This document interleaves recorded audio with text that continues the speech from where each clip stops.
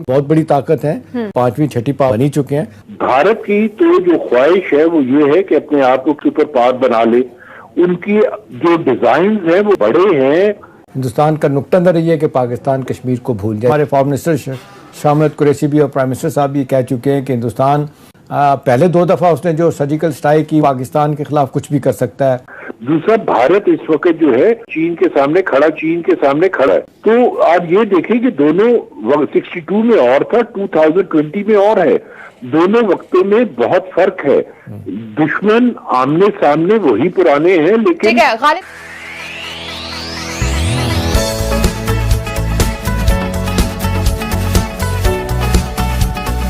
गालिब साहब, अगर मैं आपसे पूछूं कि जिस निचली सतह पे पाकिस्तान के और हिंदुस्तान के ताल्लुकात जा चुके हैं, हर वक्त लगता है कि जी ये कॉन्फ्लिक्ट को जो नाम कॉन्फ्लिक्ट होगा, सर्जिकल स्ट्राइक हिंदुस्तान रोज़ाना धमकी देता है हम करेंगे, ये करेंगे, वो करेंगे। वर्किंग रिलेशनशिप भी ख़त्म हो रहा है। जिस तरीके से आप देख लें डिप्लोमेटिक स्ट्रेंथ कम कर दी गई है दोनों तरफ से। आप किधर ताल्लुकात को जाता हुआ देखते हैं? आपके ख्याल में कोई नई बिगिनिंग बन सकती है? बाहर से इंटरवेंशन को हो नहीं रही, आपके ख्याल में बायलैटरली कोई चीज़ मसला हल नहीं हो रहा, तो ये आपके ख्याल में किधर जाएगा मामला? हिंदुस्तान पाकिस्तान के ताल्लुकात किस तरफ जाएंगे?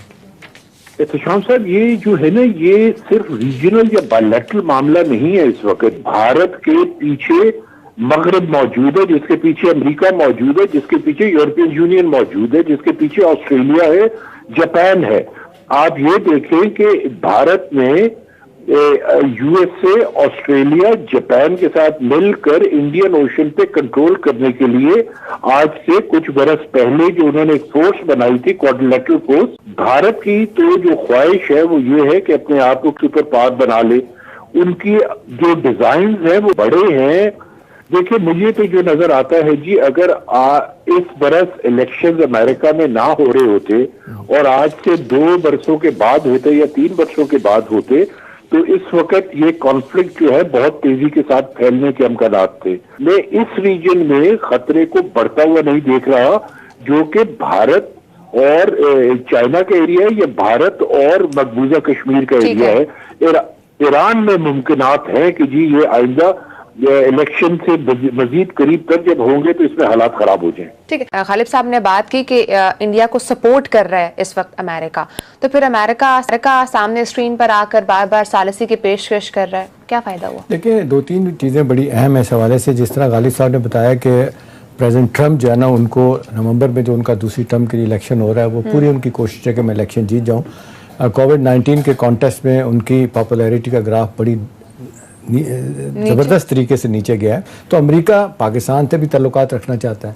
हिंदुस्तान से मामलात उनका कमर्शियल और ट्रेड रिलेशन उनके बहुत ज़्यादा अहमियत वाले हैं। उनको बहुत ज़्यादा उनकी ज़रूरत है। सो कॉल्ड डेमोक्रेसी सबसे बड़ी वो है, जमहूरियत है। लेकिन जिस तरीके से उनके बिजनेस और इकोनॉमिक इंटरेस्ट हैं, उनको मजबूर करते हैं कि उस तरफ जाएँ, हिंदुस्तान से ज़्यादा ताल्लुकात रखें। ठीक है, ओवर द ईयर्स मामलात हमारे उनके साथ इतने अच्छे नहीं रहे। वो स्ट्रेटेजिक पार्टनरशिप उनकी हिंदुस्तान के साथ ज़्यादा गहरी है हमारी निस्बत। लेकिन अमेरिका पाकिस्तान से भी ताल्लुकात बेहतर करना चाहता है। अब सवाल यह है कि सारे मामले में अमेरिका एक्टिवली क्यों नहीं सामने आता, क्यों नहीं फोर्स करता हिंदुस्तान को? कह तो दिया 2-3 दफ़ा, लेकिन साथ प्रेसिडेंट ट्रम्प ये भी कहते हैं कि जी अगर हिंदुस्तान मानेगा, कहेगा, तो फिर हम सालिसी के लिए तैयार होंगे। उन तो कहते हैं दोनों पार्टियां में अमेरिका ये कहता है, लेकिन हिंदुस्तान मना कर देता है। वो कहते हैं जी हमने नहीं करना, ये हमारा मामला ऐसा है कि हम बायलैटरली 2 तरफा तौर पे हल करेंगे। हिंदुस्तान का नुक्ता नज़र ये है कि पाकिस्तान कश्मीर को भूल जाए। हमारे फॉरेन मिनिस्टर शाह महमूद कुरैशी भी और प्राइम मिनिस्टर साहब भी कह चुके हैं कि हिंदुस्तान पाकिस्तान के खिलाफ कुछ भी कर सकता है। अल्हम्दुलिल्लाह यहाँ से भी पूरी तैयारी है। सब लोग कहते हैं कि हम ऐसे नहीं बैठे हुए। आपका क्या ख्याल है? आपको क्या लगता है गालिब साहब कि ये कितना पोटेंशियल थ्रेट पाकिस्तान के लिए हो सकता है? तो हिंदुस्तान पहले 2 दफ़ा उसने जो सर्जिकल स्ट्राइक की, आपके ख्याल में आपको लगता है कि कुछ करेगा आने वाले दिनों में पाकिस्तान के खिलाफ कुछ? देखें, एक चीज अगर आप भारतीय जहन से सोचे ना, तो आपको बहुत चीज क्लियरली नजर आनी शुरू हो जाएगी। कहीं ना कहीं वो जरूर इस किस्म के कोई एक्टिविटी करने का सोच रहा होगा इस वक्त, कि वहां से कुछ लेके जब टेबल पे बैठ के गुफ्तगू की जाए तो तब हम एक बेहतर पोजीशन में हो। बहुत क्लोजली मॉनिटर करने की जरूरत है भारतीय एक्टिविटीज को, और बिलखसूस हमें भारत के मिसाइल प्रोग्राम और भारत की एयरफोर्स की जो मूवमेंट्स है एयर बेसिस पे, उसको बहुत क्लोजली मॉनिटर करने की जरूरत है कि वो क्या कर रहे हैं। और इंटेलिजेंस गैदरिंग जितनी भी वहां से हो रही है, हमें पाकिस्तान में जितना पता चल रहा है उसके हिसाब से डेफिनेटली कुछ ना कुछ पक रहा है न्यू दिल्ली में कि वो सोच रहे हैं कि इंटरनेशनल सतह पे आप क्या देखते हैं कि America, European union, China, Russia जो भी कहते रहे हैं, हिंदुस्तान को तो लगता है कि बहुत ज़्यादा जिसको कहते हैं शायद मिलती रही है एक ज़माने में। अभी आप क्या देखते हैं कि उनका कंसर्न क्या हो सकता है कि भाई यहाँ पे दोनों न्यूक्लियर पावर्स हैं, खुदा ना खास्ता कुछ होता है तो सारी दुनिया डिस्टेबलाइज होगी। आपके ख्याल में उनका रोल क्या बनता है और वो क्या वाकई चाह रहे हैं कि इनके ताल्लुकात बेहतर करने के हवाले से कुछ मामला ठीक किए जाएं? नहीं, वो आपको अमेरिका कभी भी ये नहीं करेगा जी। मैंने एक दफा एक पहले प्रोग्राम में, मुझे याद नहीं, शायद आप ही के प्रोग्राम में कहा था कि अमेरिकी सालसी की पेशकश जो है ना वो बिल्कुल एक होम्योपैथ मेडिसिन की तरह है। अगर वो आपको नुकसान नहीं देती तो फायदा भी नहीं देती। तो अगर just take it like that, उससे ज्यादा कुछ भी उसकी वैल्यू नहीं है। वो सिर्फ एक सफारती गिमिक्री है जिसके तहत वो लोग जो है कि दुनिया को ये दिखाना चाह रहे हैं कि हम हालात एक खित्ते में जहां की दो न्यूक्लियर पावर्स हैं बेहतर करने के लिए कुछ ना कुछ करना चाहते हैं। करेंगे कुछ नहीं, ये जो भी करेंगे वो भारत की एमा पे करेंगे और जो कुछ करेंगे भारत की सपोर्ट में करेंगे। वो इसलिए करेंगे कि भारत, एक तो पहली बात जो आपने भी पहले प्रोग्राम के शुरू में कही थी, एक बहुत बड़ी मार्केट है उनके लिए और वेस्ट के लिए।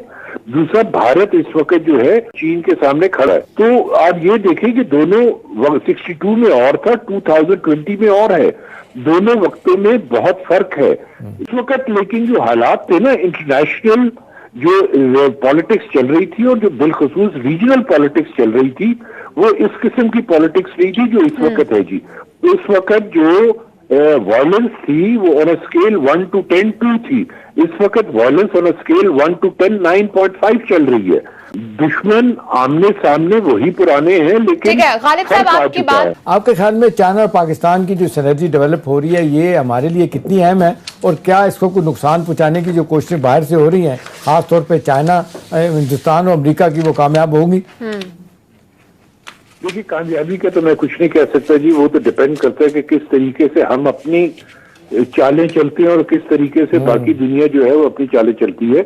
लेकिन एक चीज का मुझे पूरा यकीन है कि सीपैक जो है वो पाकिस्तान और चीन की दोस्ती का जो इकोनॉमिक कंटेंट है उसके लिए बेहद अहम था। क्योंकि आज से 15 बरस पहले की अगर आप पाक चीन दोस्ती देखें तो वो पॉलिटिकली तो बहुत स्ट्रांग थी, लेकिन उसमें सब्सटेंस कोई नहीं था। और जब से सीपैक शुरू हुआ है तो उस वक्त से, सीपैक के बाद से पाकिस्तान और चीन का एक इकोनॉमिक रिलेशनशिप जो है उसकी डेप्थ इतनी ज्यादा हो गई है कि वो अमेरिका को जो चीज तंग करती है वो यही है।